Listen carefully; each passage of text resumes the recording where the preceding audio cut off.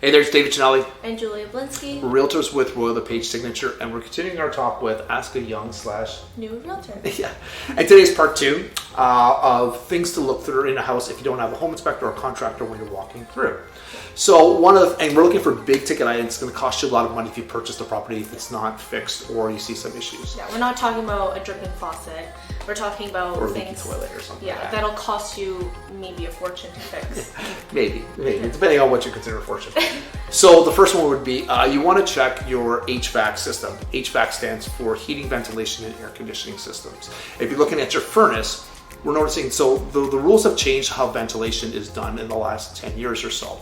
So if you're down there, and one of the signs that I'm looking for is the piping that is coming out of the furnace. If it's a white pipe, chances are that the rules have changed, that the white pipe is the newest regulations, what they want to use, the newest code. And they used to use a black pipe before, but they realized the heat was getting too hot, that the black pipe was melting.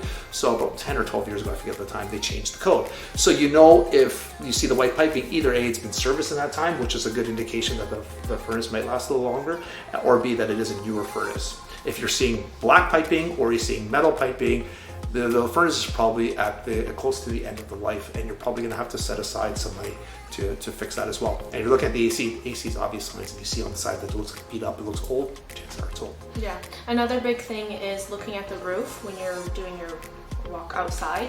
Looking out for missing shingles, maybe moisture, like moldiness. Yeah, sometimes you can even see, like, if they're like older moss roofs. Yeah, moss is a big one. Or have you seen some that are turned up, or it just looks bad, like it looks terrible, like, oh yeah. You know there's going to be some sort of issue. So yeah, and roofs can be anywhere depending on I could say on a light end, on a smaller roof, maybe $5,000, but you can spend up to like $20,000-$25,000 depending if you want to do metal roofs. And it's like, it all depends on your aesthetic. Yeah, I would also even check the attic if possible to see if there's moisture, how good the insulation is as well, right? And remember, you're going to be doing this there is a home inspection already in place that might talk about this.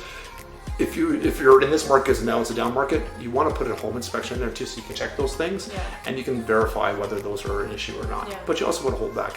We're talking about things that could possibly be an issue. We're putting in an offer, we're already taking money off, so we don't have to go back to the negotiation table because we've already had a contingency for that. Yeah. What's the last one? The last one is your electrical panel. Now, electrical panels can be, there's varying degrees, but if you're going downstairs, you don't want to have knob and tube wiring, which I don't know if I can show it over here, but knob and tube wiring is like, if you're looking in the ceiling, it's like basically cylinders. It's really old electrical, and there's no real electrical panel. It's kind of like a little switch. Like, your insurance company won't cover that. You're gonna have to pay, to replace that. It might be the whole house, $10,000 or $15,000.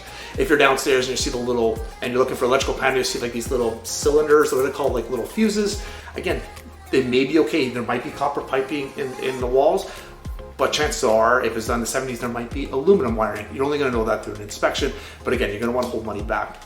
And also, if you look at the panel's older or it's already full, again, you want to have to replace that or upgrade it. So there's a lot that goes involved with the electrical panel, and sometimes just with your eyes, you can't see it. So sometimes what I'll do is I'll take a picture from my electrician, and I'll say, hey, Paul, can you take a look at this? Like, what do you think it will cost to replace this, or what do we need to add it?